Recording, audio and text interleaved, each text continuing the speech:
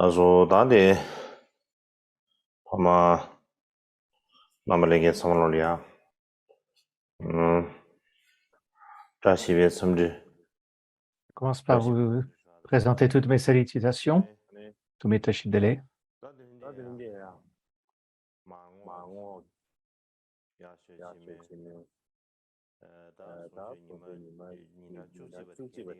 Aujourd'hui est le 11e jour de ces grands enseignements d'été.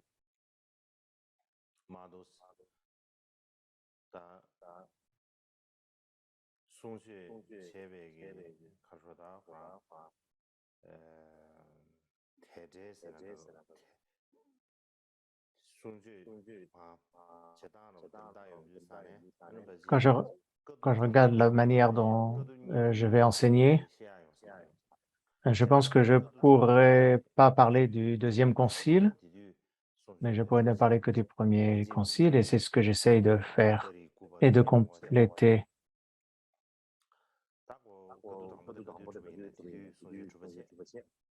Donc, je ne m'arrêterai peut-être pas le 9 exactement, mais en tout cas, j'arrêterai exactement quand j'aurai terminé d'enseigner le premier concile. Ce qui est certain, c'est que nous ferons le rituel de Shakyamuni le 11.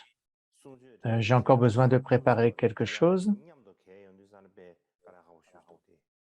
Et si on termine l'enseignement et on fait le rituel de Shakyamuni en même temps, ce sera peut-être un peu trop compliqué. Pour moi, ce sera un peu le raz-de-marée dans ma tête.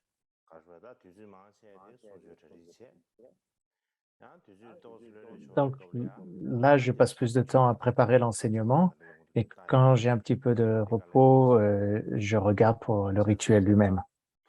Donc c'est un peu difficile. Quoi qu'il en soit, le rituel de Shakyamuni se fera le 11e. On ne change pas de jour. Cependant, l'enseignement lui-même, je l'arrêterai lorsque j'aurai terminé d'enseigner le premier concile. Donc hier, la dernière fois, je vous ai parlé du premier concile et des différentes approches qu'il y a dans les sutras et les shastras.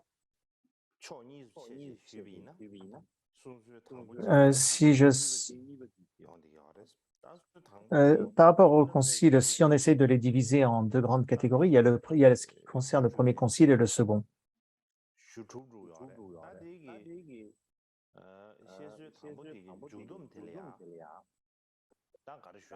Donc, pour ce qui concerne la conclusion de la première approche qu'il y a sur ce premier concile,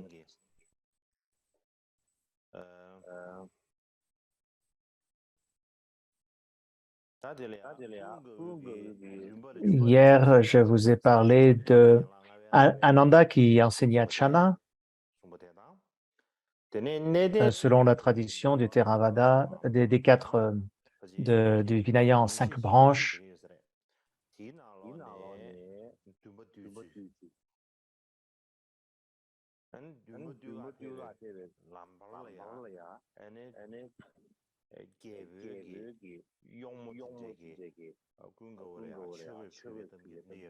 Et après ce qu'il est enseigné à Chana, il y a toutes les femmes du royaume qui ont offert des robes monastiques à Ananda.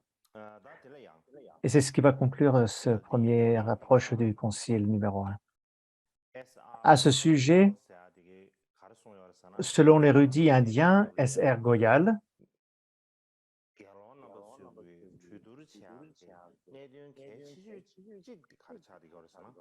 le résultat le plus important un des points les plus importants du premier concile a été de faire quelque chose avec celui que l'on appelait Chana.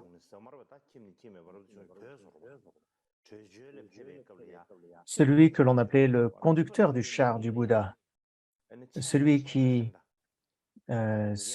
introduisait les personnes au Bouddha, etc. Donc c'est celui que l'on appelait Chana. Mais c'était une personne qui avait un très mauvais tempérament et il créait que des problèmes à la Sangha. Et il les insultait, il parlait grossièrement, etc.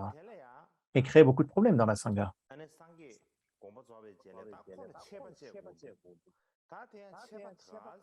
Donc après avoir demandé au Bouddha ce qu'il fallait faire avec lui, le Bouddha a donné le conseil de le pénaliser, de lui donner une sanction, mais pas une petite sanction, mais la plus haute des sanctions que l'on appelle la pénalité de Brahma, le Pranandanda. C'est la plus haute des pénalités, la plus haute des sanctions. Bien sûr, c'était un moine pleinement ordonné, mais c'était aussi une personne de très mauvais tempérament et il créait beaucoup de problèmes à tous les moines.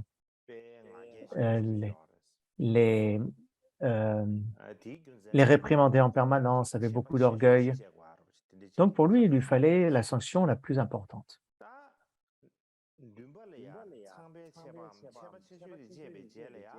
Donc après que la pénalité de Brahma lui ait été imposée, que s'est-il passé? Il n'était plus autorisé à participer aux activités, aux programmes de la Sangha.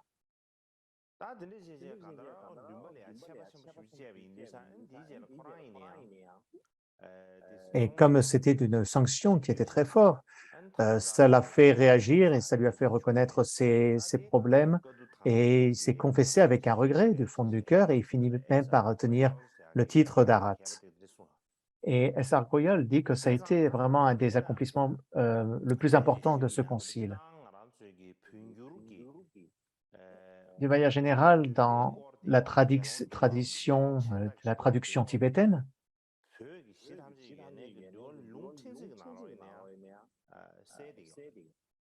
dans le Vinaya Kshatravastu, c'est-à-dire des points spécifiques du Vinaya, il est dit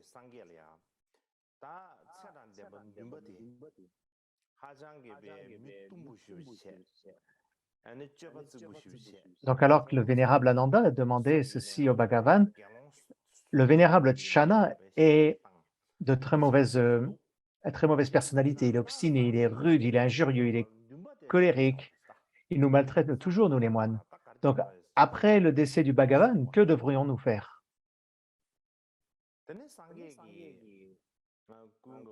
Le Bouddha lui a répondu, Ananda, une fois que je serai passé dans l'au-delà de la souffrance, vous devez affliger le Bhikshu Channa avec la punité la plus importante, la pénalité de Brahma. Et cela va avoir pour effet de lui faire renaître de la lassitude dans son esprit, du renoncement, comprendre qu'il avait fait des erreurs. Puis une fois qu'il aura renoncé au monde, faites en sorte qu'il reçoive les instructions du Katayana, c'est-à-dire donnez-lui les instructions du Katayana. Donc c'est ce qui est expliqué dans la traduction tibétaine.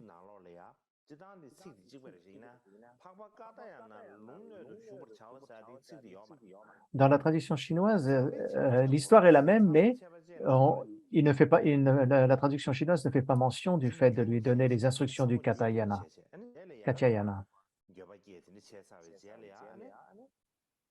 Et il est expliqué que une fois qu'il aura regretté son comportement et qu'il aura changé, il pourra à nouveau se joindre à la Sangha.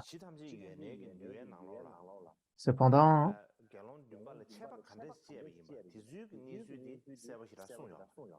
dans la tradition tibétaine, l'explication de la punition en tant que telle n'est pas très clairement expliquée. Donc, maintenant, je vais l'expliquer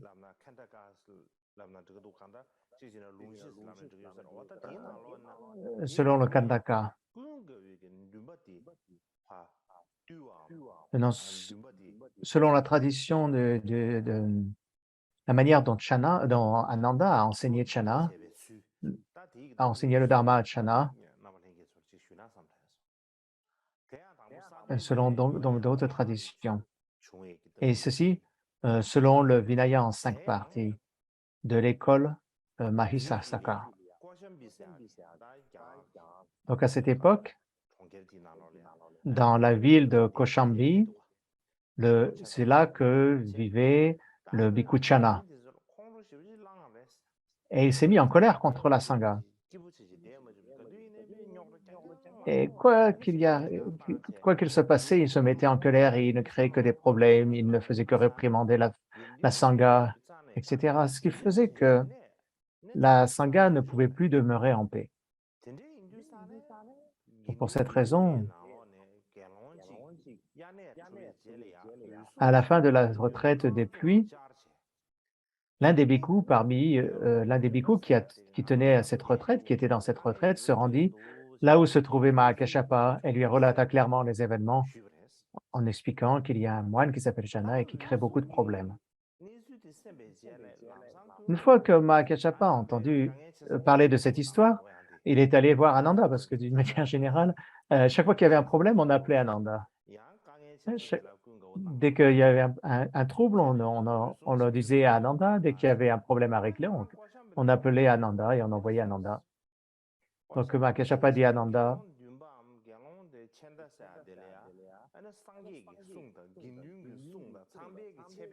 donc maintenant, tu vas aller à Koshambi et puis tu vas punir Chana avec la parole du Bouddha, la parole de la Sangha, en lui infligeant la pénalité de Brahma.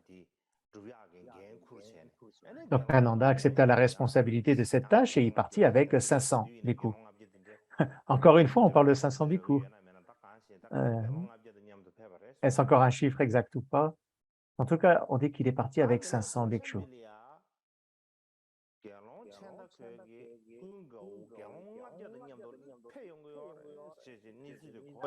Alors, Chana a appris que Ananda arrivait à Koshambi avec 500 bhikkhus. Donc, il sortit pour accueillir Ananda. Et il a dit à Ananda, pourquoi es-tu venu ici? Tu es sûrement venu pour me créer des problèmes, n'est-ce pas? Ananda lui répondit, non, non, non, je ne suis pas, je suis pas venu pour te créer des problèmes, je suis venu pour t'aider. Alors Chana lui dit, mais comment vas-tu m'aider? Et Ananda lui répondit, je vais te punir avec les mots du Bouddha, je vais te punir avec les paroles du Bouddha. Le Bouddha m'a donné les instructions, la Sangha m'a donné les instructions, et je vais donc te punir en fonction des instructions données par le Bouddha et par la Sangha. Et c'est la pénalité de Brahma. Donc on n'en avait pas entendu parler de cette punition de Brahma. Alors Chana lui demanda, mais qu'est-ce que c'est? Quelle est cette punition de Brahma? Et Ananda lui répondit, oh, la punition ou la peine de Brahma, elle est très importante. C'est-à-dire que quand tu auras reçu cette punition, que ce soit les bhikkhus, les bhikkhunis, les laïcs hommes ou les laïcs femmes, personne ne pourra avoir de relation avec toi. Plus personne n'aura le droit de te parler. Et donc cette punition est ce que l'on appelle la punition de Brahma. Quand Chana a entendu cela, on dirait en anglais overwhelm, il était complètement dépassé par l'événement et s'est effondré sur le sol. Et il a dit à Ananda, me donner une telle punition, c'est un peu comme me tuer, n'est-ce pas? Personne n'a le droit de me parler, c'est comme si vous me tuez, n'est-ce pas? C'est ce qu'il dit à Ananda. Et Ananda lui a répondu, ne te fais pas de soucis, pas de problème pour toi. Le Bouddha m'a dit dans le passé, le Bouddha m'a dit que tu atteindrais la réalisation grâce à moi. Alors ne te fais pas de soucis, lève-toi et je vais t'enseigner le Dharma. Alors Chana s'est levé et a écouté Ananda enseigner le Dharma. Et Ananda a enseigné de nombreux merveilleux enseignements du Dharma à Chana. Il lui a expliqué ce que c'est que la vertu, ce qu'est la non-vertu, ce qui est correct de faire, ce qui n'est pas approprié de faire. Et il lui a expliqué la nécessité de se libérer des obscurcissements et des voiles afin de pouvoir voir le vrai Dharma. avec l'œil du Dharma. Donc, et après ces enseignements, Shana pratiqua et il atteint l'état d'Arat. Donc, c'est ce qui est expliqué dans les 5 branches.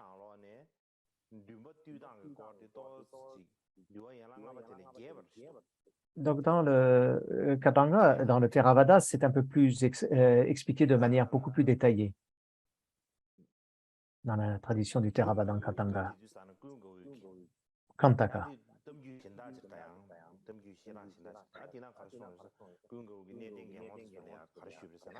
Donc, Ananda dit aux anciens bhikshus, avant que le Bouddha ne passe dans le nirvana, il m'a dit, Ananda, quand je serai parti,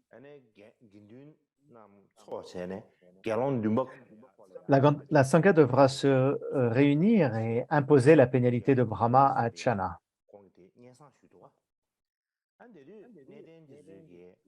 Il a fait cette annonce à la Sangha et tous les arhats, les anciens, ont dit, ami du Dharma, Ananda,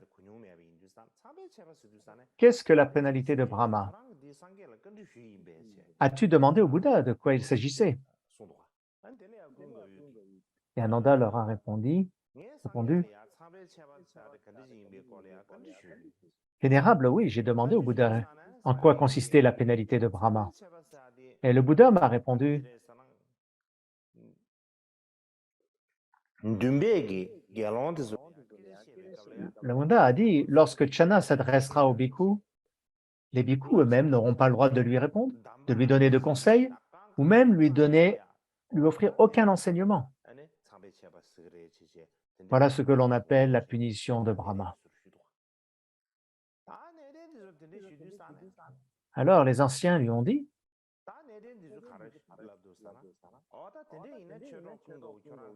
alors notre ami Ananda, s'il en est ainsi, tu devrais toi-même aller imposer cette pénalité de Brahma à Chana. Ils avaient sûrement tous très peur. Peut-être que tous les anciens avaient peur d'affliger une telle pénalité. Alors ils lui ont dit, puisque c'est le Bouddha qui t'a donné cette instruction, c'est toi qui vas aller lui imposer cette pénalité.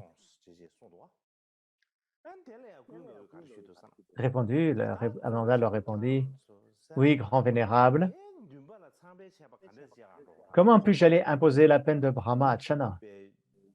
C'est quelqu'un qui est d'une humeur qui est toujours de mauvaise humeur, qui est très colérique, etc.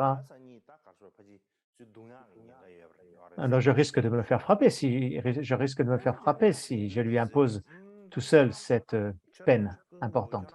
Donc les anciens lui dirent, ami Ananda, donc prends avec toi quelques moines. Ananda dit alors, oui, dans ce cas, très bien, c'est excellent, j'accepte. Donc Ananda fit ce que les anciens lui avaient demandé et se rendit en bateau à Kaushambi.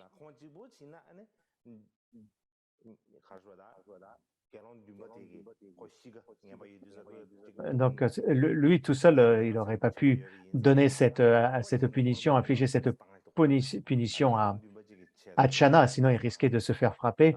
Mais là, il avait pris avec lui 500 personnes. Et je vous l'ai déjà dit, encore une fois, ça revient à 500. Quand on parle... Dans les textes du Vinaya, il y a toujours deux chiffres, 500 et 120. Quand un moine vit longtemps, on dit qu'il a vécu 120 ans. Et un tel a vécu jusqu'à 120 ans, un tel a vécu jusqu'à 120 ans. Et quand on parle du nombre de bhikkhus, on parle de 500. On dit, oh, c'était la grande sangha des bhikkhus de 500 bhikkhus, une autre sangha de 500 bhikkhus. Je me dis peut-être qu'en Inde, il n'y avait pas beaucoup de nombres à utiliser. Probablement que ce que cela signifie, cela montre un chiffre important, mais probablement peut-être pas un compte exact, 1 plus 1 plus 1 jusqu'à 500. Donc, quoi qu'il en soit, Ananda est parti en bateau avec 500 moines pour se rendre à Kaushambi.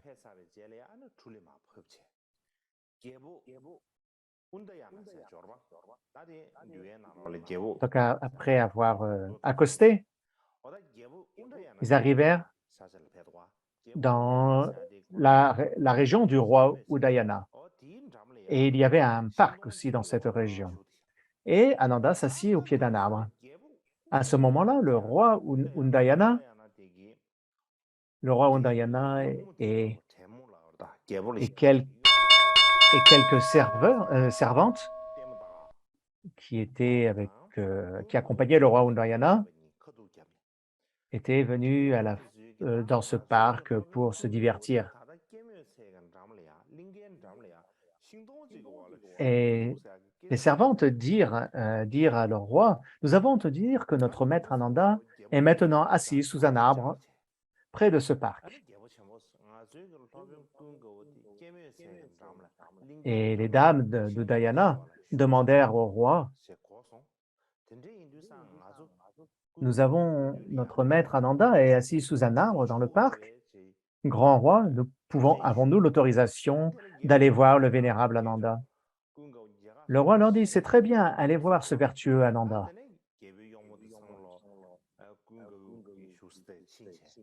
Donc les dames du roi se rendirent là où se trouvait Ananda, et elles se prosternèrent devant lui, elles s'assirent sur le côté, et Ananda leur enseigna le Dharma. Il leur donna des conseils, il les inspira, les réjouit, et elles furent ravies. Et comme elles étaient très heureuses, elles offrirent à Udayana 500 pièces de tissu, des tissus pour faire des châles monastiques.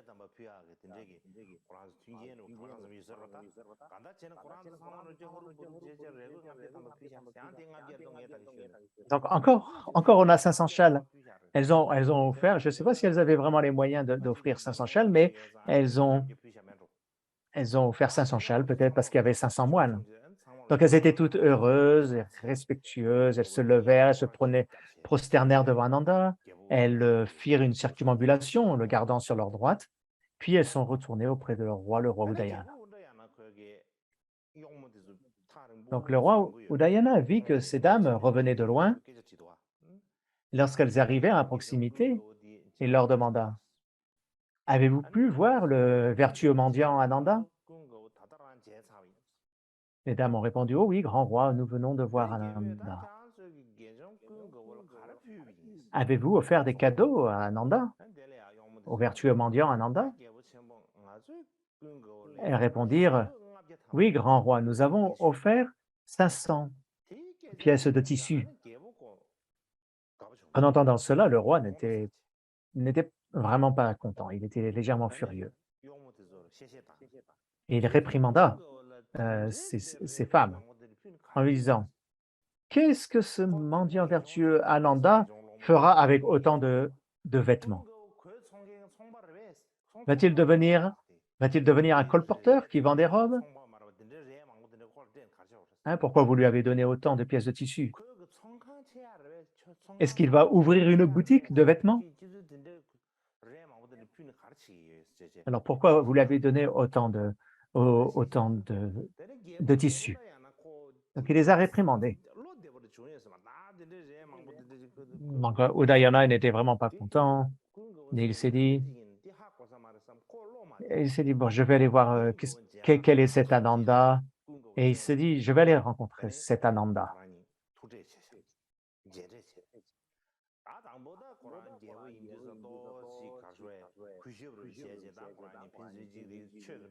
Donc il chercha Ananda, et puis commencèrent, comme lui c'était un roi, ils ont commencé à parler de manière très polie entre eux. Ils ont tout d'abord parlé de manière à établir une bonne atmosphère entre eux deux. Il n'a pas dit d'emblée, moi je suis le roi et je te demande qu'est-ce que tu vas faire de ces 500 pièces de tissu. Donc d'abord, de manière très polie et très courtoise, ils ont commencé à discuter, à créer une bonne relation. Puis, au bout d'un moment, le roi s'assit à côté d'Ananda et commença à lui poser vraiment la question. « Ananda, est-ce que mesdames sont venues vous rencontrer? » Ananda lui dit, oh oui, grand roi, oui, oui, votre dame, vos servantes sont venues ici, effectivement. Et Ananda tourne autour du pot, il approchait la vraie question. Ananda, dit le roi, est-ce qu'elles vous ont offert quelque chose? Oui, grand roi, elles l'ont fait, elles m'ont offert quelque chose, elles m'ont offert 500 pièces de tissu. Ah, Ananda, que vas-tu faire comment vas-tu faire d'autant de robes, d'autant de pièces? 그게 Grand roi, Ananda a dit, 내년 개롱 망고치 고주 최고의 둘로 창로 자브레 차는 빼 가수에 님부 시부차 je 아니 vais partager avec mes autres bécous dont les robes, dont les châles sont trop en lambeaux et usés. Le roi, est-ce qu'il est-ce qu'il était trop avare? Mais en tout cas, c'était un fauteur de troubles. Alors le roi continue à lui poser des questions. Et alors, Ananda, qu'est-ce qu'ils vont faire de leurs vieilles robes? Hein, vous leur offrez des nouvelles robes, donc qu'est-ce qu'ils vont faire de leurs vieilles robes? Leurs vieux vêtements? Ananda répondit, ils les, ils les utiliseront comme matelas pour dormir. Alors, vous aviez donc des anciens matelas, donc qu'est-ce que vous allez faire de vos anciens matelas que vous aurez remplacés? Et Ananda lui dit, ils les utiliseront comme tapis.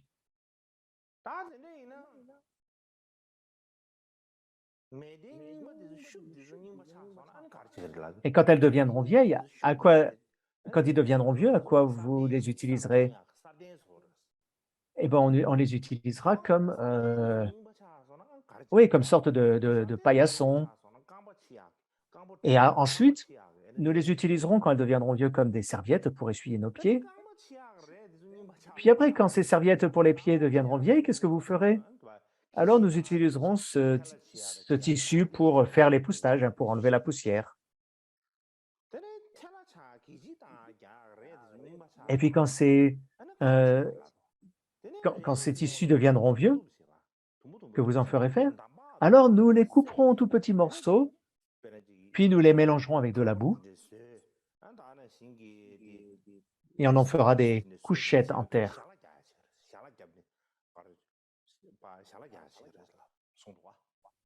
Hein, on fera quelque chose de solide pour en faire des couchettes en terre. Donc le roi posait des questions les unes après les autres. Et puis à la fin, il s'est dit, Udayana a compris que les disciples du Shakya, les fils spirituels du grand Shakya, utilisent tous les objets et ils ne les jettent pas n'importe comment.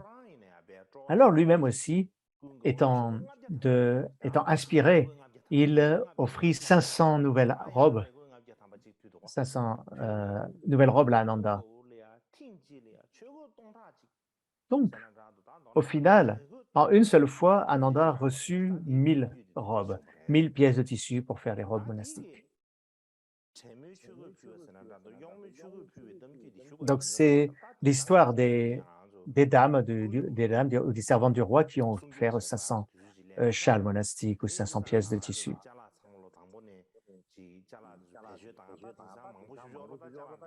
De nos jours, on utilise beaucoup d'affaires.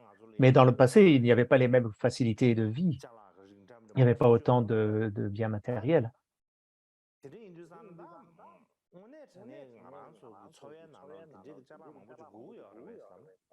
Mais on peut se poser la question, est-ce que l'on a vraiment besoin de tant de choses dans notre vie? On n'a pas besoin d'autant de choses, hein. Mais de nos jours, on est toujours en train de nous faire de la publicité pour avoir des nouveaux objets. Et quand on voit ces publicités, on se dit, oh, j'ai besoin de ceci, j'ai besoin de cela. Et du coup, on se retrouve avec beaucoup de choses.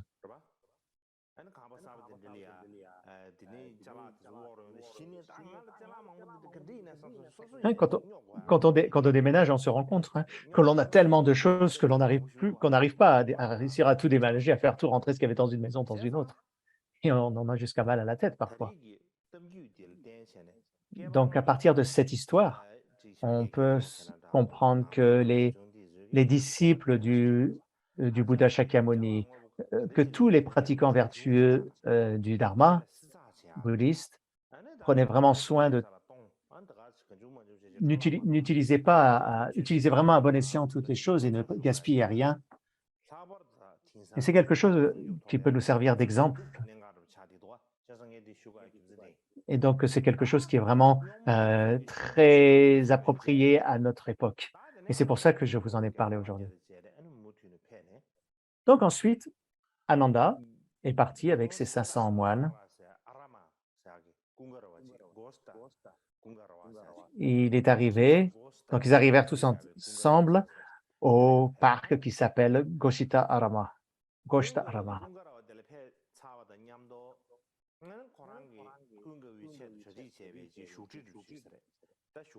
Donc, on avait entendu parler qu'Ananda venait, donc un trône avait été préparé pour Ananda. Bon, c'est probablement pas un trône aussi haut que ce que nous connaissons maintenant, mais un siège sur lequel il puisse s'asseoir.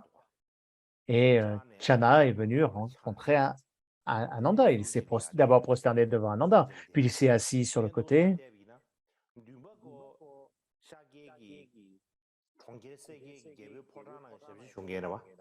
Donc Channa, c'était un des serviteurs du roi.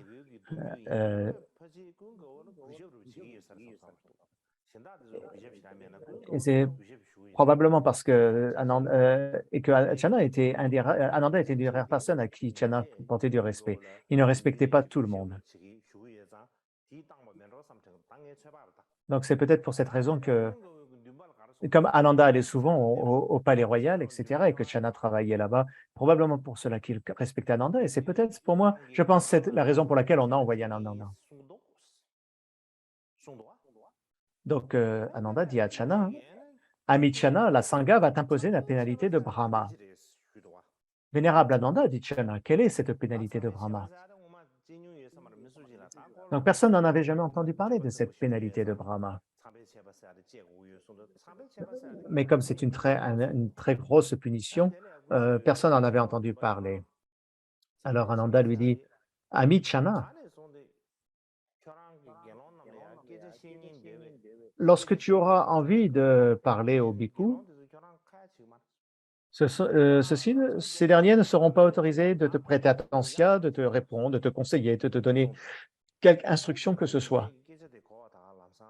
Lorsque Channa entendit ces paroles, il dit tout de suite, si les bhikkhus ne sont plus autorisés à me parler, à me conseiller ou me donner des directives, cela ne revient-il pas à me tuer? Donc, il était accablé de chagrin et il se tordait de douleur sur le sol et ne pouvait plus se relever.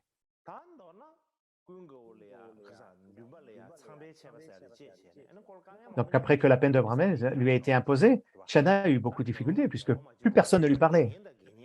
Pas non seulement les moines et les nonnes, mais aussi les laïcs, hommes et femmes. À partir du moment où on avait dit à tout le monde que la punition de Brahma lui était imposée, plus personne ne voulait lui parler. Alors pour lui, c'était très difficile mentalement.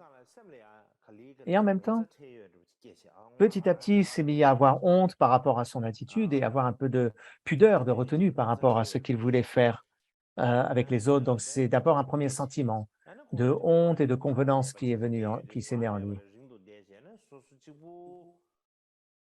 Puis il a compris que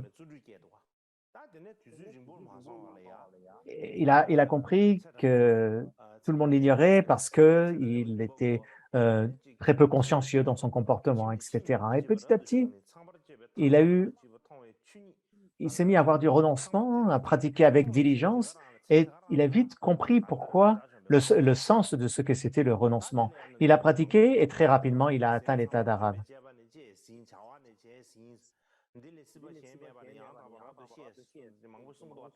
Donc souvent, on fait toute une énumération de ce qui peut être compris, et mais pour résumer, c'est qu'à la fin, il a atteint l'état d'arabe. Donc à la fin, après avoir atteint l'état d'arabe, il est revenu voir Ananda. Il lui a dit, j'ai atteint l'état d'arabe, est-ce que l'on peut arrêter de m'infliger cette punition de Brahma?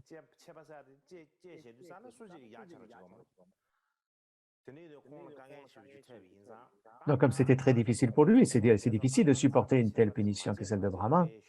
Donc, il a dit, puisque j'ai atteint l'état d'Arat, est-ce qu'on peut lever cette punition? Et Ananda lui a dit, oui, bien sûr, puisque tu as atteint l'état Amichano, puisque tu as atteint l'état d'Arat, la pénalité de Brahma est supprimée. Donc, tu peux reprendre ta vie avec la Sangha. Voilà une histoire comment l'histoire est relatée.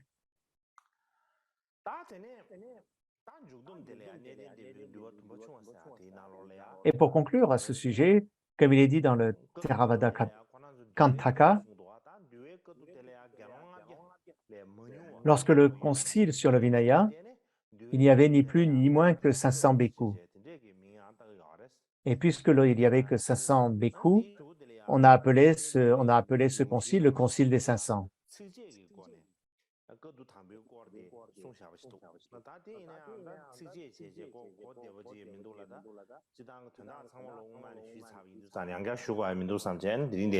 Donc, il y a plus d'explications qui sont ordonnées, mais comme je viens déjà de vous expliquer l'essentiel, je ne vais pas continuer. Nous allons faire 30 minutes de pause, puis je vais continuer.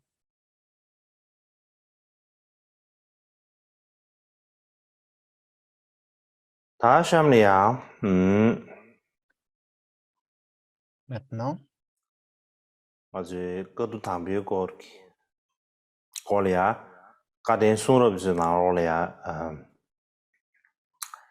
je vais expliquer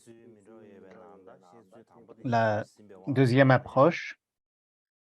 Je vous ai parlé de la première approche que l'on trouve dans les sutras et les shastras, et je vais vous parler maintenant de la seconde approche, une manière d'expliquer, présenter.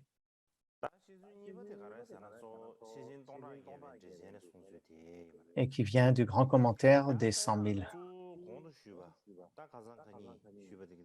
Du grand commentaire des 100 000. Donc, je vous ai dit qu'il y avait donc la première présentation. Et je vous ai parlé donc deux présentations possibles. Mais le fait de diviser en deux récits ou deux présentations est quelque chose que j'ai choisi moi-même de faire pour cet enseignement. Mais je ne veux pas dire qu'il y a une tradition de l'expliquer de cette façon. Donc, il ne faut pas se tromper là-dessus. Dans ces deux traditions ou ces deux approches, c'est un choix personnel que j'ai fait pour cet enseignement, mais je ne dis pas que c'est quelque chose qui se faisait de manière traditionnelle avant. Et la première approche, elle est principalement basée sur la littérature qu'il y a dans le Vinaya, la littérature du Vinaya. Comme par exemple le Vinaya en 4 branches de l'école de Dharmagupta. Et j'ai pris cette école en tant que base et j'y ai ajouté le Vinaya en 5 branches du Mahasisaka, ainsi que le Vinaya Kantaka du Theravada.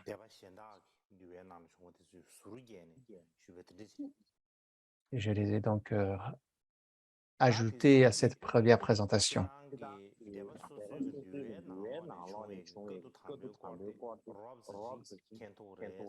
Donc, de ces différentes approches, on peut comprendre les grandes lignes qui ont composé ce premier concile, tel qu'il est écrit dans le Vinaya.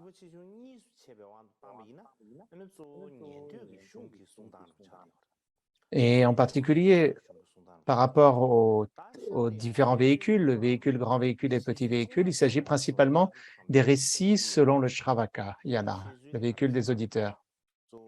Or, cette deuxième approche, qui est celle issue du grand commentaire sur les 100 000, c'est une approche plus basée sur la tradition du Mahayana.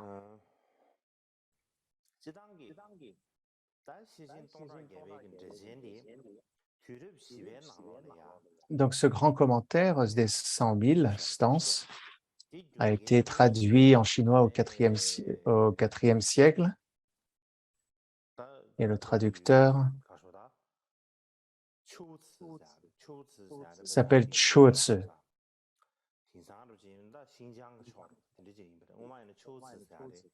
On parle maintenant de la région, on parle de Xinjiang, c'est à l'ouest. Une contrée à l'ouest, une région à l'ouest de la Chine, comme le Xinjiang actuel. Donc c'était un Shudunso. Shudunso, donc c'est un très grand traducteur en chinois du bouddhisme. C'est un peu l'équivalent de Berotsana, du grand Lotsawa Berotsana pour nous les Tibétains.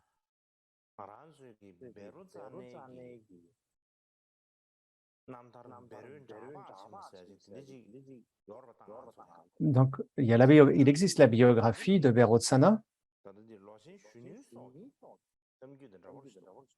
et beaucoup des histoires qui sont racontées sont très proches de celles de Loshen Shunyutso, le chinois. Alors peut-être que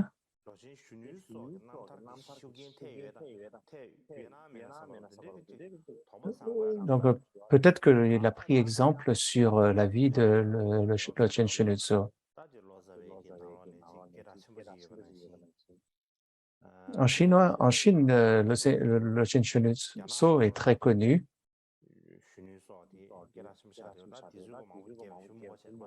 Et je n'ai pas besoin de vous expliquer plus en détail. Donc, ce texte, le commentaire sur les 100 000, c'est effectivement un commentaire sur la Prajnaparamita en 100 000 stances. Et cette traduction n'existe pas en tibétain. Et ce commentaire, il est attribué à Nagarjuna. Mais il y a des doutes sur le fait que ce soit vraiment un Nagarjuna ou pas, mais la plupart s'accordent pour dire que c'est Nagarjuna. Et c'est donc selon cette tradition, selon ce texte que je vais vous parler de ce premier concile.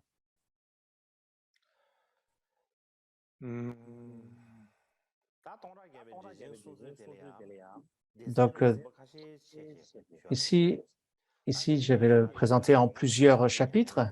Donc, tout d'abord, le passage dans le nirvana du Bouddha.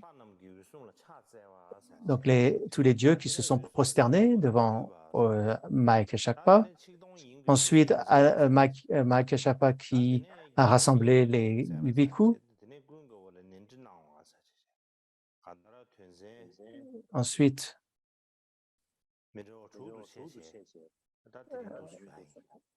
et puis trois autres passages qui vont faire 6 chapitres. Donc le premier point, c'est par rapport au parinirvana du Bouddha.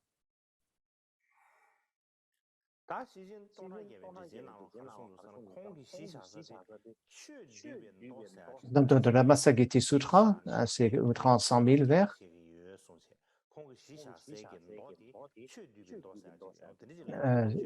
Donc, ce récit est basé sur le sutra de la récitation du Dharma qui s'appelle le Dharma Sankati Sutra. Donc, lorsque le Bouddha passait dans le nirvana, il est dit que la terre trembla 6 fois.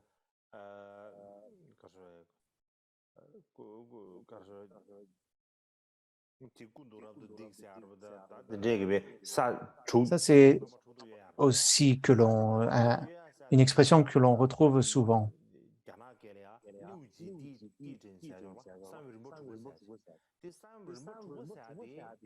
Et on parle en chinois à l'heure actuelle, on parle d'un tremblement de la 6e étape du tremblement de terre. Mais est-ce la même chose ou pas? Mais en tout cas, la terre qui tremble 6 fois, comme on dit, c'est peut-être une intensité particulière, je ne sais pas exactement. En tout cas, c'est un tremblement de terre qui n'est pas nuisible pour les humains.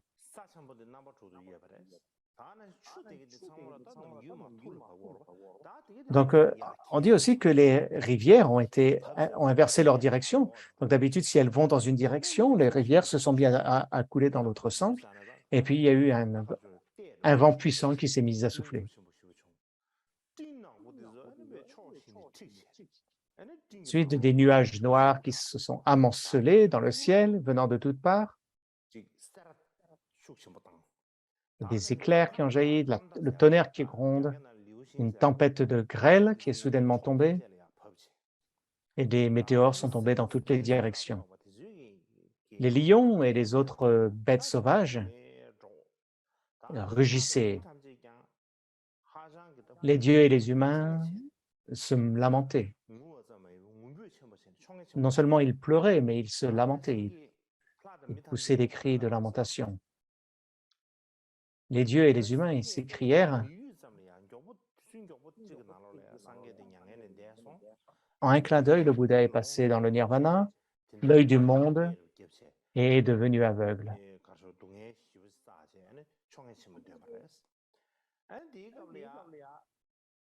Donc ils souffraient énormément, se lamentaient.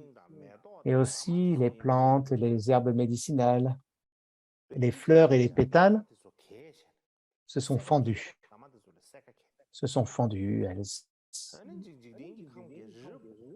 Et les montagnes, même le mont Meru, se sont écroulées. Maintenant, et en plus, dans les vagues, il n'y a pas toujours de vagues, mais là, il y avait énormément de vagues. Donc, la terre tremble, le flanc des montagnes se fendent, les arbres se brisent, la fumée se déverse dans les 4 directions. C'était une situation terrifiante. Ensuite, les lacs, les sources et les rivières se sont mélangées, elles étaient devenues troubles. D'habitude, l'eau est propre, mais elle devenait toute trouble à ce moment-là.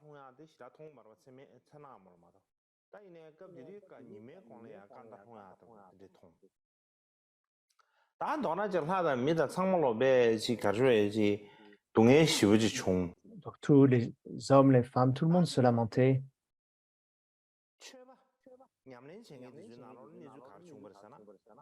Et les pratiquants eux-mêmes, ceux qui étaient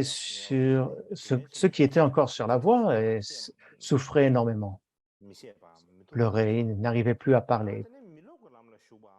Mais ceux qui n'avaient plus besoin de pratiquer les arhats se sont écriés, tous les phénomènes sont impermanents, le Bouddha est décédé.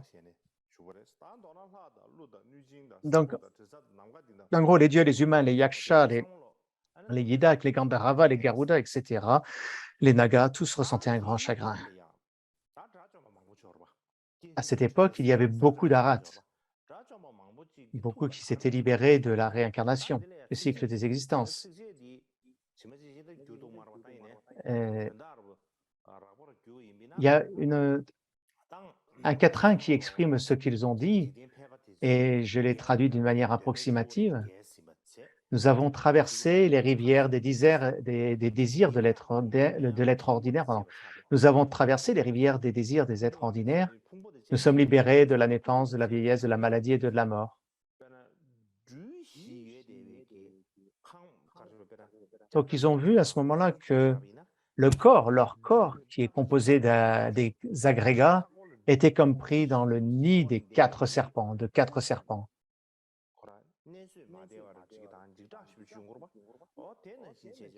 Voyant cette situation terrifiante, ils ont compris en ayant ce corps, en gardant ce corps, ils continuaient à souffrir et ils ont décidé alors de partir dans le nirvana sans rien laisser derrière eux.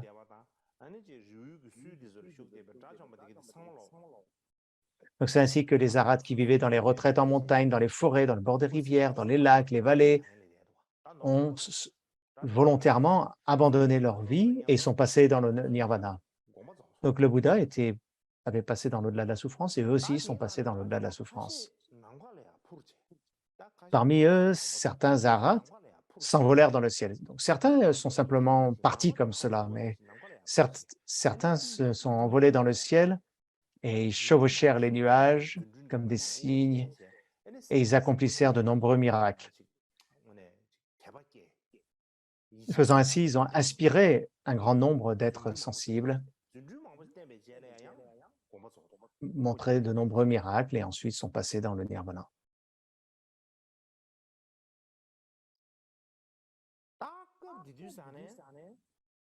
À ce moment, il y a les dieux, les 6 classes des dieux du désir, de tous les dieux de la classe des 6 classes d'êtres du désir, plus, non, les 6 classes des dieux du désir jusqu'au dieu de la 4e stabilité méditative, les virent abandonner leur vie et ils pensèrent ainsi, après que le Bouddha soit passé dans le nirvana, tous ses disciples qui ont atteint la libération sont également passés dans le nirvana. Or, tous les êtres d'aujourd'hui sont frappés par les diverses maladies telles que le désir, la haine et l'illusion, l'opacité mentale. Et pourtant, tous les maîtres spirituels et les arhats, les anciens qui sont comme des médecins, sont passés dans l'au-delà de la souffrance et ne sont plus. Donc, qui va guérir les malades? Quand on parle de médecins, on ne parle pas des médecins ordinaires, on parle des médecins capables de guérir le mental des êtres, l'esprit des êtres.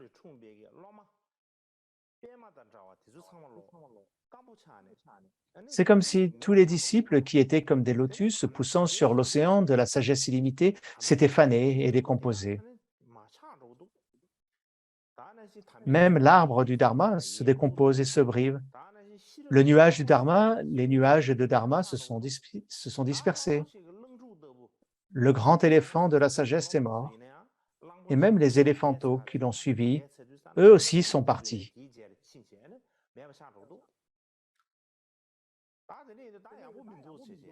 Donc ce n'est pas bien.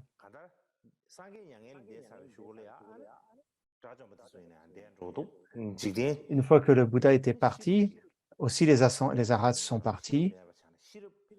Et ainsi, on peut dire que la sagesse avait quitté aussi le monde et que l'obscurité mentale allait submerger le monde, que la lumière du monde, que la flamme du monde était partie. Donc ils se sont fait beaucoup de soucis, les dieux. Donc voilà par rapport à le passage dans l'au-delà de la souffrance du Bouddha. Le deuxième point, ce sont les dieux qui se sont prosternés ou ont rendu hommage à Kashyapa. À ce moment-là, tous les dieux des 6 classes du monde du désir jusqu'au monde de la forme, du sans forme.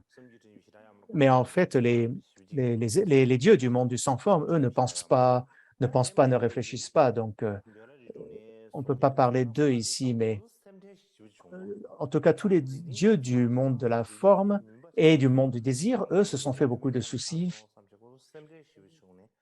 Se faisaient beaucoup de soucis par rapport à ce passage du nirvana, du Bouddha et de tous les arhats, ils se sont prosternés au pied de Mahakashapa et ils prononcèrent ces vers dont on peut traduire approximativement. C'est une louange qu'ils ont fait à Mahakashapa. Tu as vécu longtemps et abandonné. Tu as vécu longtemps. Tu as abandonné le désir, la colère et l'orgueil. Ton corps est de la couleur de l'or du jambu, comme je vous l'ai expliqué il y a quelques jours. On disait que son corps avait cette radiance, la même couleur que l'or de jambu. Quand l'on te regarde de la tête aux pieds, de les pieds à la tête, tu es beau et splendide et rayonnant. Et aussi tes yeux sont aussi beaux, aussi purs qu'un lotus. Donc ils firent cette louange. Mais après avoir fait l'éloge de Mahakashapa, il lui dirent « Grand vénérable Kashyapa, le sais-tu, toi, l'intelligent? La situation est terrible. le navire du Dharma est en train de couler. Hein, un trou s'est fait dans sa coque et l'eau pénètre à l'intérieur et le navire du Dharma est en train de couler. La cité du Dharma s'effondre, l'océan du Dharma s'achève, la bannière du Dharma est abaissée, la lampe du Dharma s'éteint, le maître du Dharma est parti au loin. Les personnes qui pratiquent le Dharma vont devenir de moins nombreuses. Les personnes négatives, non vertueuses, deviendront de plus en plus puissantes. Donc, il est juste que ici et maintenant, par grande compassion et grand amour, il est temps de planter le Dharma sacré ici et maintenant. Voilà la requête que les dieux lui firent. À ce moment-là, Mahakashapa commence.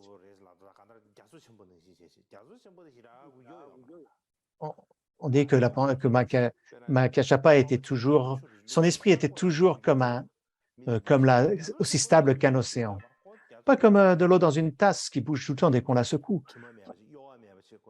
Non, l'esprit de Mahakashapa était toujours aussi stable et aussi limpide qu'un océan.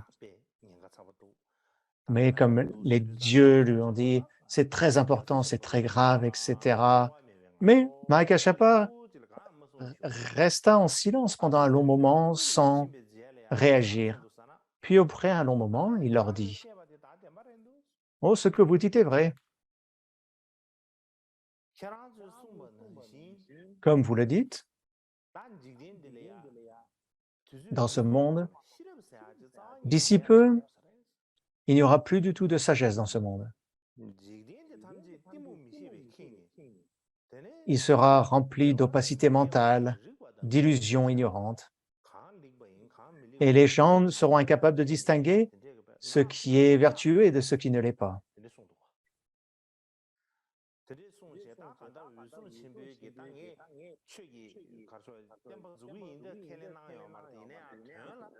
Mahakashapa n'accepta pas directement d'implanter le Dharma, d'instaurer le Dharma, mais sans parler directement, Mahakashapa accepta les demandes des dieux et ces dieux se prosternèrent aux pieds de Mahakashapa, puis retournèrent dans leur propre lieu de résidence. Donc, les dieux, en ayant pris connaissance du paranirvana du Bouddha, se faisaient beaucoup de soucis, donc ils ont fait la requête à Mahakashapa en voyant la dégénérescence à venir de l'enseignement du Bouddha, de crainte que le monde devienne dépourvu de sagesse, et ils ont fait cette requête. Voilà pour le deuxième point. Le troisième point, c'est Mahakashapa qui rassemblait les arhats. Dans ce texte des 100 000 stances sur la Prajnaparamita,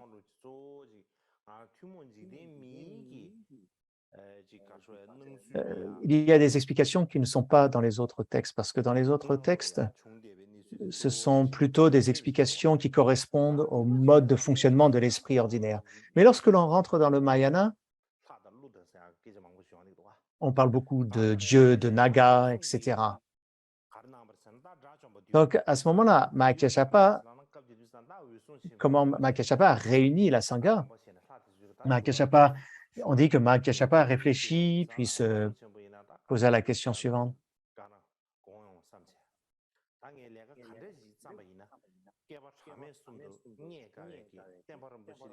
Que puis-je faire pour que ces enseignements, qui sont si difficiles à obtenir après même 3 éons innombrables, puissent demeurer?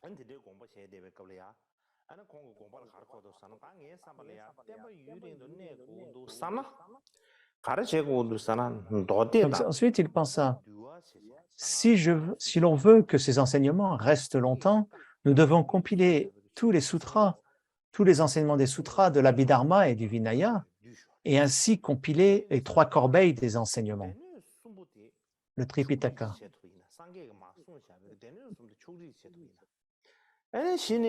Donc, il s'est dit, si on arrive à rassembler, à compiler tous les enseignements, à ce moment-là, l'enseignement pourra durer longtemps, parce que jusqu'à maintenant,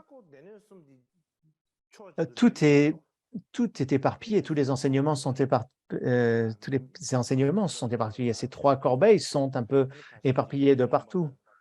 Du moins le contenu des 3 corbeilles est certaines personnes ont des enseignements, d'un côté, d'autres ont d'autres enseignements, plus sur le Vinaya, d'autres ont plus des enseignements sur le Sutra, etc. Donc de manière à ce que l'enseignement du Bouddha ne dégénère pas, un peu comme de nos jours, un lama va aujourd'hui composer une prière, le lendemain il va composer un rituel, etc. Et donc tous ces enseignements sont un peu éparpillés, il y en a dans différents partout, et ces disciples vont tout rassembler pour construire, pour faire les œuvres complètes ou pour faire un rassemblement, un recueil de tous les enseignements.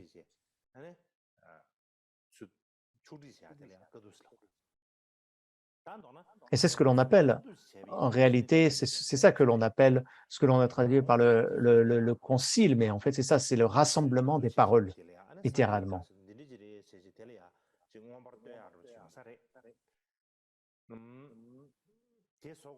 Donc,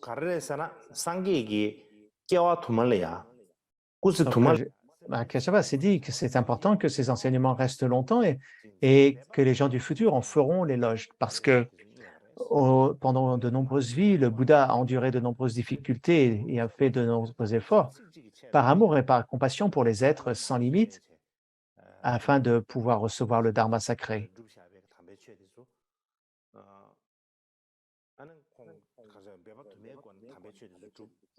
Donc c'est parce qu'il a reçu les enseignements du dharma à force de nombreux efforts, une fois qu'il a découvert le dharma sacré, puis il l'a enseigné aux êtres. Et nous devons maintenant maintenir et continuer cette lignée et répandre les paroles du Bouddha. Donc, ainsi, Mahakāssyapa a pris sa décision et se rendit au sommet du mont Meru. Et il frappa alors ce que l'on appelle un Gandhi. Gandhi, c'est ce que l'on utilise pendant un grand bout de bois, une grande bûche de bois que l'on utilise lorsqu'on fait le sojong. Et il frappa ce Gandhi avec un battoir en cuivre et il prononça ce vers. Disciples du Bouddha, veuillez m'écouter. Si vous vous souvenez de l'enseignement, si vous pensez que l'enseignement du Bouddha est un grand bienfait et que vous voulez rendre la bonté au vainqueur, alors ne passez pas dans l'au-delà de la souffrance, ne passez pas dans le nirvana. Parce que pour un arhat peut quitter ce monde quand il veut, il est indépendant à ce sujet-là. Donc il leur demande de ne pas passer dans le nirvana. Donc à ce moment, lorsque Mahakāssyapa frappa sur le Gandhi, le son du Gandhi et la voix de Kashyapa ont rempli le monde des trichulocosmes et tout le monde a pu l'entendre. Or, probablement, peut-être pas tous les êtres l'ont entendu, mais en tout cas ceux qui avaient de la clairvoyance, ceux qui avaient des pouvoirs ont pu l'entendre. Donc tous les disciples qui avaient ces pouvoirs miraculeux vinrent à Kashyapa et se rassemblèrent.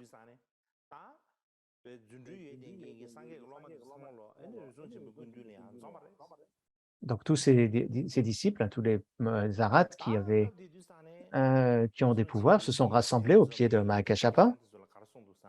Et à ce moment-là, Mahakāssyapa leur a dit, les enseignements du Bouddha vont disparaître.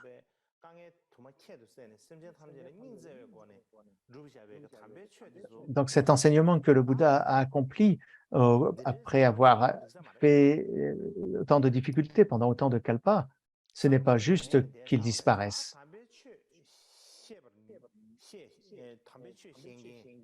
Donc maintenant que le Bouddha est passé dans le nirvana, tous ces disciples qui connaissent le dharma, qui sont capables de le retenir et de le réciter, sont en train de suivre les traces du Bouddha et eux aussi passent dans le nirvana.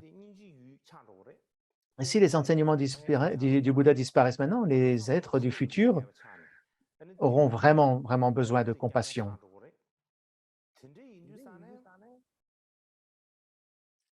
Alors, par conséquent,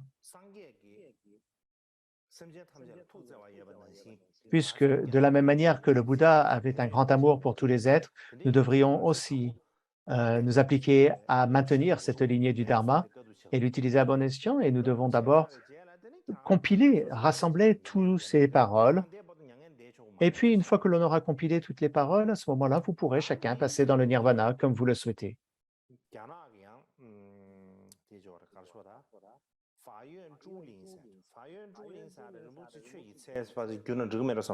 Donc, en chinois, on parle d'un lieu qui s'appelle, qu'on pourrait traduire par la précieuse forêt du Dharma.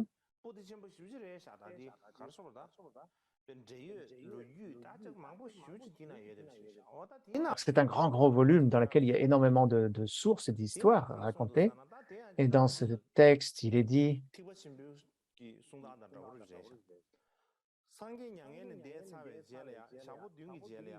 7 jours après le passage du Bouddha dans le parinirvana, Mahakashapa dit aux 500 Arhats, vous, les 500 Arabes, frappez le Gandhi pour convoquer tous les Arhats qui ont laissé clairvoyance dans le royaume du Bouddha des 10 directions.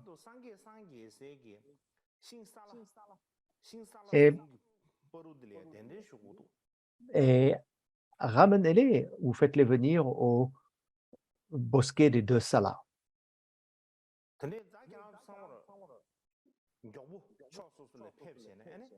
Donc, répartissez-vous dans toutes les directions et rappelez tous les Arhats, appelez-les tous pour qu'on se réunisse et compiler les enseignements.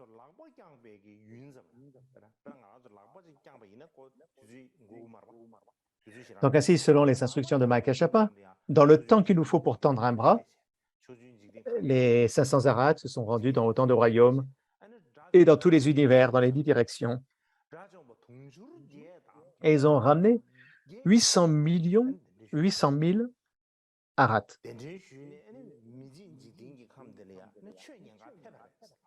Et qui se sont tous rassemblés dans notre univers, qui sont tous venus dans notre monde pour écouter le Dharma. Donc, d'une manière ordinaire, on parle de 500 Arhats qui se seraient réunis.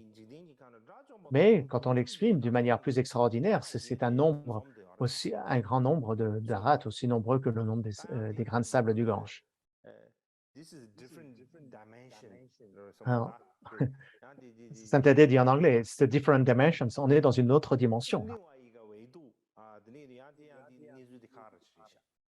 C'est vraiment une autre histoire. On est dans autre chose.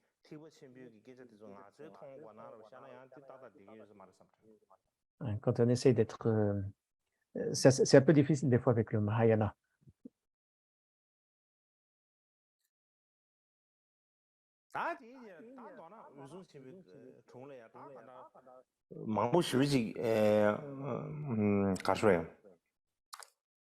Donc, il y a maintenant incommensurable de rats qui se sont rassemblés et on sélectionna, Mahakashapa en sélectionna 1000. Donc dans ce texte, il est expliqué la forêt de joyaux, la précieuse forêt du Dharma, texte en chinois. Donc il est dit que là, on parle de 1000 bhikkhus qui se sont rassemblés pour faire ce concile, alors que dans le Vinaya, on parle de 500 bhikkhus. Mais sans Ananda, à l'exclusion d'Ananda, il y avait 1000 Arhats. Donc, ils étaient tous des Arhats qui avaient les 6 clairvoyances, qui se reposaient dans la libération, qui possédaient les 3 connaissances, maîtrisaient les absorptions méditatives, etc. Donc, ce sont tous ces grands Arhats qui connaissaient parfaitement les 3 corbeilles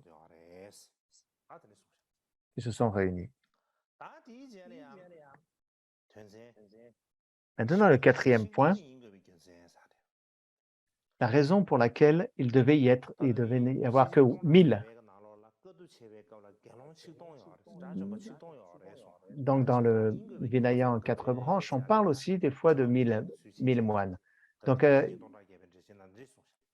y a beaucoup de questionnements sur le pourquoi il y en avait 1000. Donc, la question est, c'est à cette époque, d'innombrables Maharats sont venus, mais Mahakashapa n'en a sélectionné que 1000. Pourquoi n'en a-t-il pas voulu davantage? Et la réponse a été qu'après que le roi Bimbisara ait obtenu le résultat, le roi Bimbisara a sûrement atteint l'état d'Arat. Aussi, 84 000 de ses ministres et de sa suite ont aussi atteint l'état d'Arat.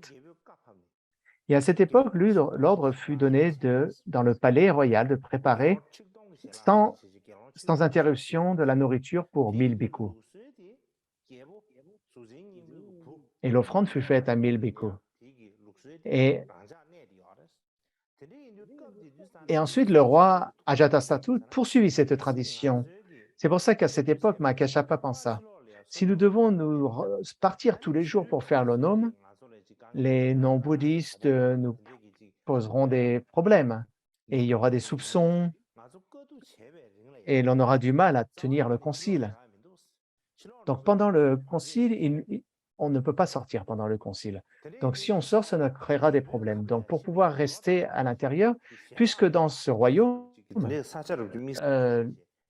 le roi a préparé un endroit dans lequel 1000 moines peuvent recevoir à manger tous les jours. Si nous nous rendons à Rajgir, il y aura un sponsor pour nous offrir à manger. Et comme ils ont préparé de la nourriture pour 1000 bhikkhus, si nous sommes que 1000, nous pourrons tous manger et avoir des conditions favorables. Donc, c'est la raison pour laquelle Mahakashapa ne sectionna pas plus que 1000 bhikkhus. Ensuite, donc, la compilation des paroles du Bouddha à Rajgir.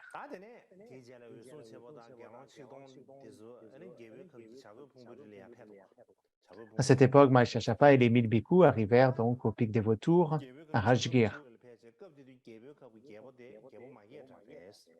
Et le roi à cette époque, c'était Ajatasattu. Et Mahakashapa lui dit, veuillez nous préparer la nourriture chaque jour et nous l'apporter, parce qu'à partir d'aujourd'hui, nous allons commencer à compiler tous les sutras et les 3 corbeilles. Donc, nous ne pouvons pas quitter cet endroit, nous n'avons pas le temps d'aller faire l'aumône. Donc, s'il vous plaît, veuillez nous préparer toute la nourriture et nous envoyer des personnes pour nous l'apporter.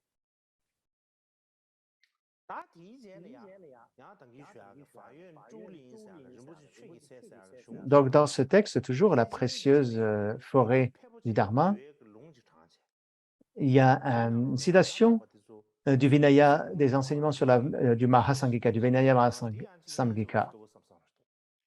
Et c'est quelque chose de très joli. Donc, qu'est-ce qu'il y est dit?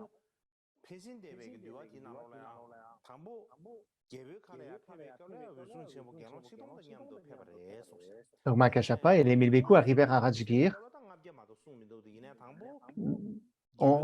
Dans le Vinaya, on dit que d'abord, ils arrivèrent à 1000, ils arrivent à 1000, puis ensuite, il n'y en a que 500 qui participent au concile. Donc, ils se rendirent dans la grotte et puis ils préparèrent les gîtes, le matelas.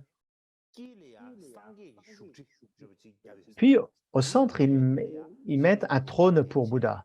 Et à sa droite, un siège pour Shariputra et à gauche, un siège pour Moggallāyana.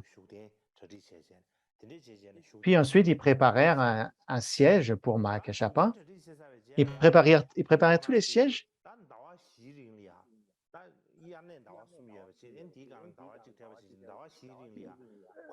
Puis ils préparèrent des provisions pour 4 mois, ils préparèrent toutes les conditions favorables pour tenir 4 mois. Donc, de manière à ne avoir aucun contact avec personne, il leur fallait rassembler toutes les conditions favorables en amont. Puis tous les bhikkhus se sont rassemblés, toute cette sangha de bhikkhus se sont rassemblés. Tous étaient des arhats. certains avaient entendu le Vinaya une fois même, de la bouche même du Bouddha. D'autres l'avaient entendu de la bouche des disciples du Bouddha. D'autres avaient reçu le Vinaya de la bouche du Bouddha 2 fois, ou d'autres l'avaient entendu 2 fois de la bouche des disciples. Et à ce moment-là, la Sangha s'est réunie, puis ils ont commencé à discuter. Alors, comment ont-ils discuté? Ils se sont dit, nous devrions inviter tous ceux qui sont des arhats, ceux qui ont entendu le Vinaya au moins 2 fois de la bouche du Bouddha ou de la bouche de ses disciples. Donc, ils ont discuté ainsi.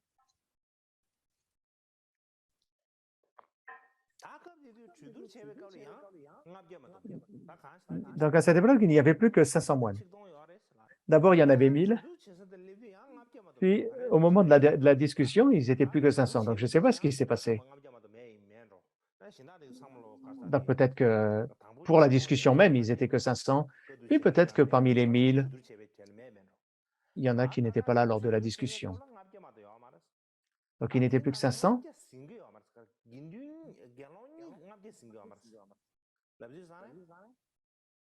Donc, il n'y en avait pas 500, il en manquait encore 2. Il n'y en avait que 498. Il en manquait 2. Donc, ils ont discuté. Ils ont dit, il nous faut absolument 500 moines, 500 bhikkhus. Donc, il en manque 2.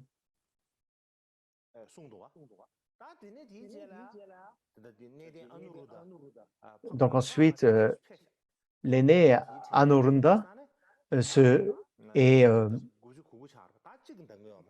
et donc, ça faisait 499. Anuruddha s'est joint à eux, ce qui faisait 499. Puis, ils ont discuté, mais quel devait être le 500e?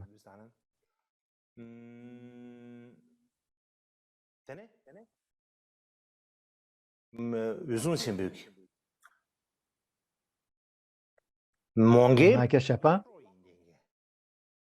ils ont dit, il y a un arhat qui est un disciple de Mogalbu, Nyepoti. Moi, je n'ai pas trop, j'ai que leur nom en sanskrit et en chinois, je n'ai pas trouvé leur nom sanskrit, donc je vais employer les mots sanskrits. Donc, il s'appelle Lipoti. Donc, c'est un disciple. Lipoti est un des disciples de Mogalayana, mais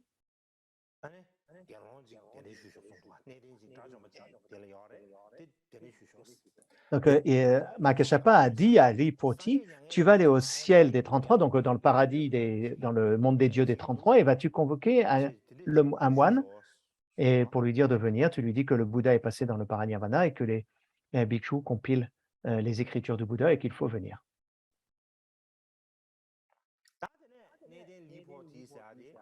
Donc, l'aîné Lipoti se rendit dans le monde des 33 et rencontra ce moine, ce bhikkhu qui s'appelle, donc c'est un peu compliqué à prononcer son nom. Donc, il l'a invité, il lui a expliqué. Donc, aîné, le Bouddha est passé dans le paranirvana. Et les bhikkhus souhaiteraient compiler les enseignements du Bouddha, et j'ai donc été envoyé, et vous êtes invité. Dès que ce bhikkhu entendit les événements, il fut très attristé et il demanda, « Le Bouddha est vraiment passé dans le nirvana ?» La réponse qui lui a été faite, c'est « Oui, le Bouddha est décédé. » Et le bhikkhu dit, « Si le Bouddha était dans le monde, je viendrais certainement, mais maintenant que le monde est devenu aveugle, l'œil du monde est devenu aveugle, alors il lévita miraculeusement dans le ciel et son corps se transforma en feu et il atteint le nirvana. »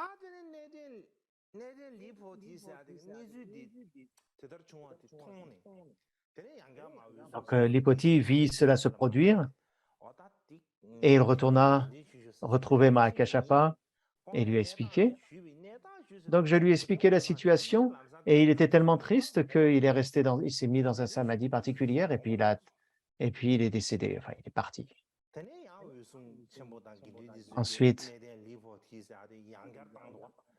Ensuite, Mahakashapa encore envoya Lipoti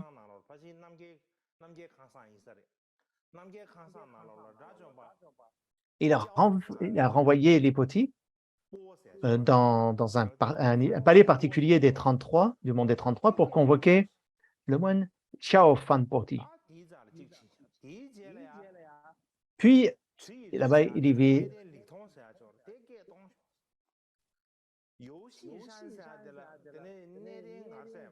donc il invita Yoshi-san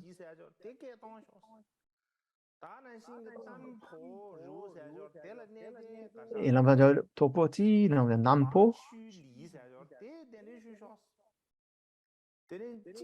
Panchuli,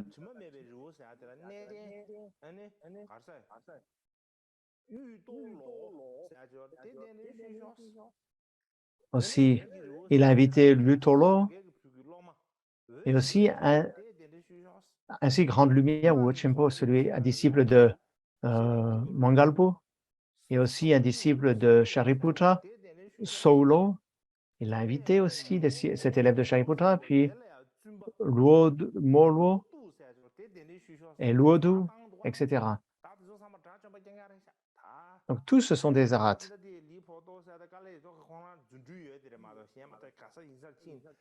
Donc, il avait des pouvoirs, hein, il avait des pouvoirs, Lupoti, donc il n'a pas pu tous les inviter en même temps, donc par miracle, il les a invités.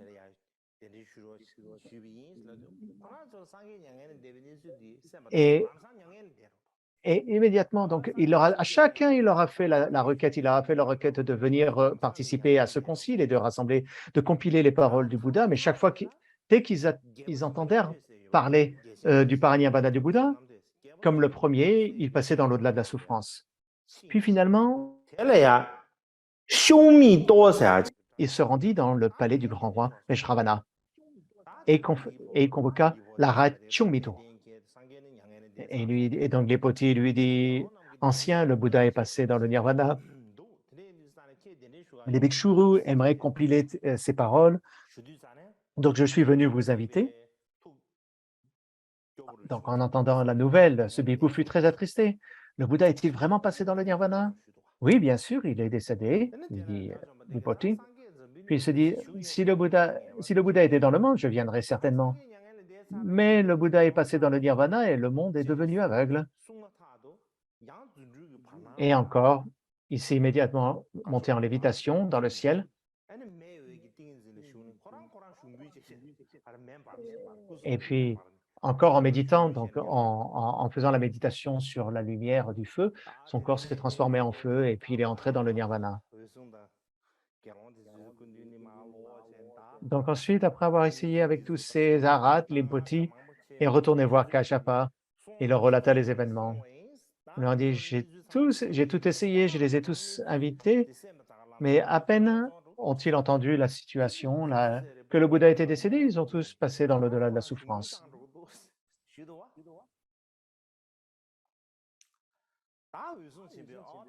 Donc Makeshapa leur dit, donc ok, grands anciens, nous devrions faire une pause, nous devons arrêter. N'appelez pas d'autres bhikkhus. Parce que chaque fois que nous en convainquons un, il passe dans le nirvana. Donc si nous continuons à chercher et à inviter des arhats, il ne restera plus aucun anarat. Et s'il ne reste plus aucun arat, il n'y aura plus aucun champ de mérite dans ce monde. En réalité, quand on parle comme ça, un bhikshu dit, ancien, nous n'avons pas besoin d'aller chercher tout le monde parce que le vénérable Ananda était le serviteur du Bouddha. Il en donnait directement le dharma avec lui. À chaque fois que vous allez, quand vous allez dans un paradis, un autre monde des dieux, à l'autre, vous invitez des arhats, mais personne ne vient. Donc, pas la peine de se donner autant de mal puisque personne ne vient. Ananda lui-même, Ananda est comme le coffre au trésor de tous les trésors de l'enseignement du Bouddha. Donc, il nous suffirait d'inviter Ananda. Donc, d'abord, c'est le serviteur du Bouddha. Il a reçu tous les enseignements directement du Bouddha. Et Ananda était considéré par le Bouddha comme étant celui qui était le plus éloquent, celui le meilleur capable d'enseigner le Dharma. Donc, nous n'avons pas besoin d'aller, chaque fois que nous invitons un Arhat, il passe dans l'au-delà de la souffrance. Donc, nous devrions inviter Ananda. En plus, il est là à côté. Mais quand les moines ont proposé cela, Mahakashapa a tout de suite dit non, ce n'est pas possible. Non, ce n'est pas possible d'inviter Ananda. Il est encore sur le chemin de l'éveil. Nous sommes tous des êtres qui n'avons plus besoin de pratiquer, nous sommes dans le non-apprentissage. Mais lui, il est encore sur le chemin. Donc, cela reviendrait à asseoir un chacal parmi les lions. Hein, vous savez, un chacal, c'est comme, ça ressemble à un chien,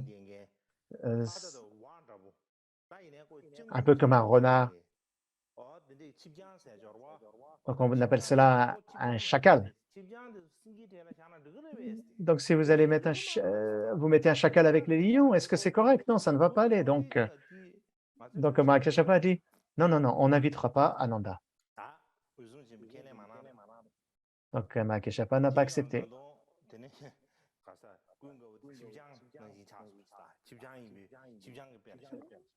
Donc,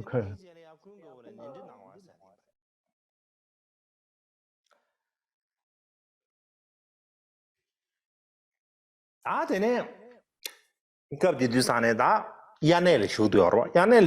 cette époque, c'était la saison des retraites, pendant la mousson, la retraite d'été, la retraite des pluies.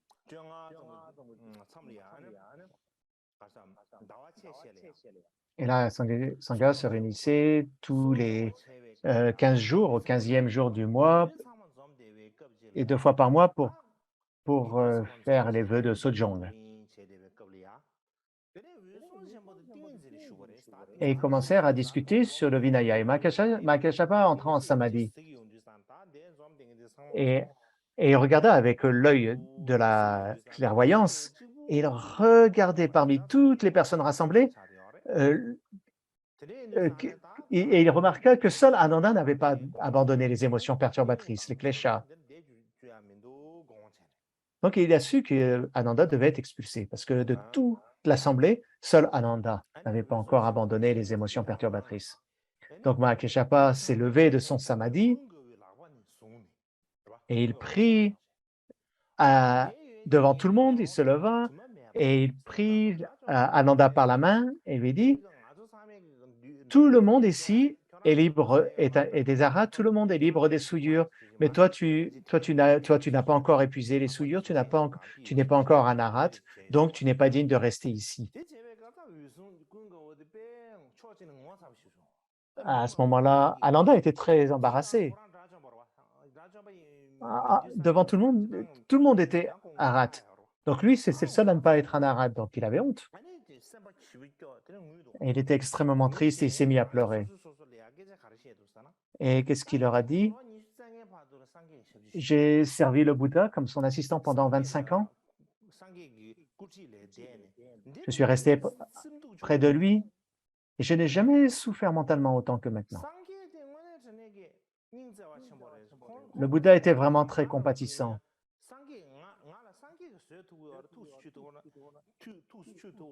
Il pardonnerait et comprendrait même quelqu'un comme moi. Même si que l'on ait ou pas abandonné les émotions perturbatrices, ça n'avait pas d'importance pour le Bouddha. Le Bouddha m'accepterait, même dans mon état. Il ne me dirait pas, toi tu pars parce que tu n'as pas atteint l'état d'arhat et que tu as encore des émotions. Et il pensait, puis il dit à Mahakashapa, oui, j'ai quelques capacités, j'ai de la pratique. Donc, donnez-moi un peu de temps et j'atteindrai le résultat, je deviendrai un arhat. Donc, ne vous précipitez pas, je vais pouvoir atteindre l'état d'arhat, je pourrai obtenir le résultat. Mais la raison pour laquelle je n'ai pas atteint l'état d'arhat maintenant, c'est pas parce que je n'en ai pas la capacité que je ne peux pas pratiquer, mais c'est que parce que je devais rester en tant que serviteur du Bouddha, que je ne devais pas devenir arhat. Parce que si j'atteins l'état de Bouddha, selon la tradition du Theravada, du Hinayana, le Bouddha est un arhat, donc Ananda deviendra un arhat, et quand on est arhat, on est au même niveau. Donc le Bouddha ne pourrait pas donner avoir pour serviteur un arhat, un égal à lui-même. Il ne pourrait pas lui donner des ordres. Et c'est pour ça que, intentionnellement, je ne me suis pas libéré et que je n'ai pas atteint l'état d'arhat. C'est afin de pouvoir rester le serviteur du Bouddha que je n'ai pas atteint l'état d'arhat. Mais sinon, j'ai toutes les capacités pour y arriver. Donc, donnez-moi un petit peu, laissez-moi un peu de temps et moi, je vais tout de suite devenir un arhat, atteindre l'état d'arhat. Ensuite, et je vous expliquerai ça la prochaine fois de comment il a fait comment il est devenu un arhat.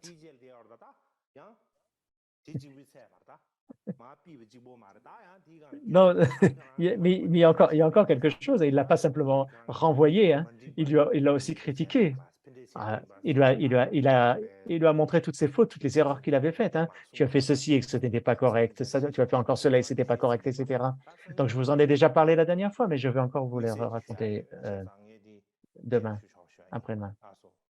Et quelque chose de spécifique à vous dire, donc on vous en parlerait plus tard. Merci.